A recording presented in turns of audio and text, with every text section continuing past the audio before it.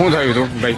શું ઘટના બની હતી? 4 વાગ્યાની આસપાસ સ્કૂલમાં એક વિદ્યાર્થીએ મારા છોકરા જાદવ નીતિનને છાતીમાં અને નખેને ગાલેને બધે નખુરિયા મારીને છાતીને ઢીકો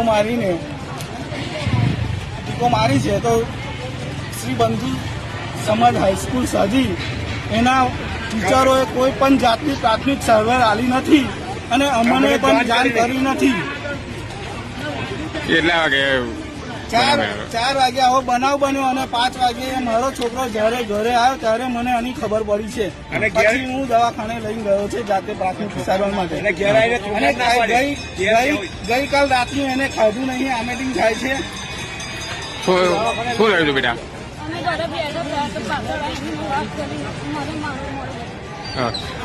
સ્કૂલ મેં તને શું કે દવાખાને